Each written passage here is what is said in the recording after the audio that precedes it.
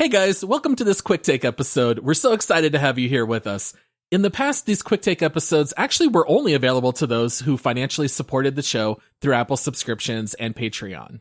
But due to popular demand, we have decided to shake up the perks for our supporters and will be releasing these quick takes on Saturdays to everyone, giving you all some extra free content that was previously unavailable to the public.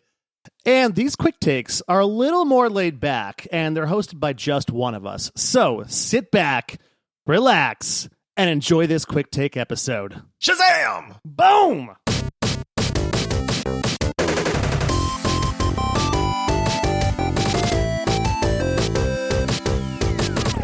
It's me, Josh, and I am back with another exclusive bonus episode for you guys. I think we are just officially calling these the gaming quick takes. I kind of like it. It fits. But you guys know that I have taken to recommending some of my personal favorite games to you ladies and gentlemen. And I've got another good one for you today. Maybe you haven't heard of this one. Hopefully not. I don't want to just recommend these super popular games. But this one that I am going to talk about today is a game by the name of Monster Train. All right. Now, you guys know that I love card-based games. I love the strategy of building a deck or finding the synergy that various cards can have together. Slay the Spire took this genre to another level over the likes of the more traditional deck builders like Hearthstone, and it put a fresh, faster-paced spin on the gameplay, as well as encouraging single-player games in this genre. And then after Slay the Spire caught on, the genre kind of exploded. There were a lot of card-based games, some of them not so good, some of them not so finished. But then enter Monster Train. So in this game, you play as the minions of hell. Don't worry, these are the much-aligned, bullied factions that are just trying to find a new home after the Winged force them into exile. So, you're kind of the good guys, even though you're the minions of hell. I don't know how that works, but you definitely feel like the good guys in this one. So, gameplay follows the likes of games like Slay the Spire, where you start with a minimal deck of cards, and as you progress, you obtain new card unlocks, as well as additional cards to build a deck with during a run. Pretty simple in the kind of foundation there, but Monster Train definitely adds a lot to that makes it stand out as fairly unique. So, like most recent card games, Monster Train is a roguelike game, so each run is going to be new and unique in a multitude of ways, but with a good bit of permanent progression mixed in. It doesn't grow stale quickly, which some games in this genre can do. And if the gameplay isn't fun in a roguelite, let's be honest, you're really not going to play it for that long anyway.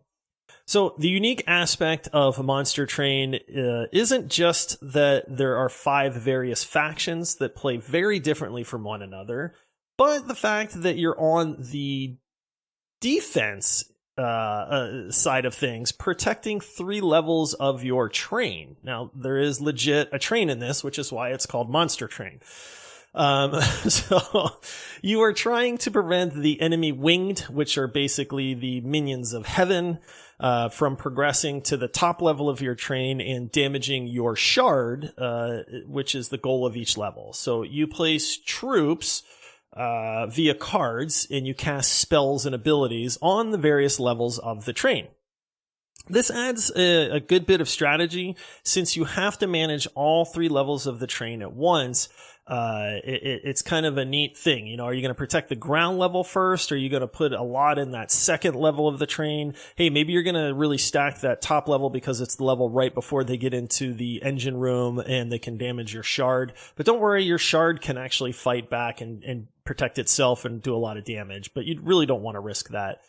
There are a lot of cool card combinations, as well as the fact that you pick both a primary faction as well as a secondary faction for each run, which lends itself to a ton of replayability, because with 5 different factions and having to pick 2, there are just a ton of different combinations, and how the factions interact and the synergy that some of their cards have definitely changes depending on which 2 factions you decide to go with. Some factions, because of that combo system, work a little bit well or better with each other than others, but it does add an interesting mix. There's solid graphics in this game.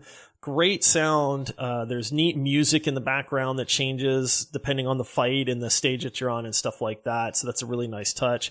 It is a well-balanced game. There's not too many kind of cheap things or aspects in this, and you don't ever feel like you're kind of at a disadvantage. All of these things kind of combined make it one of my preferred go-to card games that I play, and I still honestly play Monster Train, if not weekly, at least every other week. So what do I like and what don't I like about it? I like the faction system. I like that there are stages in between combat where you can kind of choose a path, and depending on which path you choose, you get to select new cards. Maybe you get to recruit a new unit, which is like a actual monster that you get to put in the train versus like a spell. Maybe you can duplicate a card that you have already buffed up, and so you get to add an extra copy of that card to your deck. You might get to improve them in a lot of different ways, and there's a lot of other little things you get to discover that make you stronger in each run and make each run feel unique. What don't I like? Well, there's not much, honestly, that I don't like about this. Otherwise, I wouldn't be recommending it to you. I guess if I had to pick something, it's that some of the combinations of the factions just don't seem to work well together. Certain faction combos are definitely easier to win with than others. And I mean, I wish that they could fix that, but it's a minor complaint. And honestly, there's a part of me that says, hey, that adds to the challenge because I want to beat this game with these two factions, which kind of suck when they work together. But hey, like I said, I enjoy a good challenge too. So Monster Train is currently $24.99 on Steam, and if this is a genre that you enjoy, I think it's well worth the investment, as it stands out amongst a crowded field as one of the more enjoyable deck builders out there. If you've never dabbled in this genre, then definitely check out some of the gameplay to see what it's all about. Monster Train is a great entry point into the deck building genre. You don't have to know a whole lot about it. It's easy to pick up. It's easy to play. There is a decent bit of challenge, but they really ease you into that as well. There's a lot of replayability and a lot of the customization, unlocks, challenges and stuff like that you can do as well. I highly recommend it. Pick it up. Give it a try. Monster Train. I don't think you're going to be disappointed. If you do pick it up, let me know what your thoughts are on it. If you've played it before and you love it, hey, let me know what you like about it. If you hate it and you think I'm crazy, hey, that's okay. You can say that too. I don't mind. I'm thick-skinned, I promise. And I'll just tell you why you're wrong, and it's such a great game. But anyway, we hope you really enjoy these bonus episodes. Thank you very much for supporting the show. We really couldn't do this without the support that y'all provide, and we hope that these bonus episodes are a nice little perk for you. I will see you on the next one with another game recommendation. Thanks again for the support. I will talk to you later.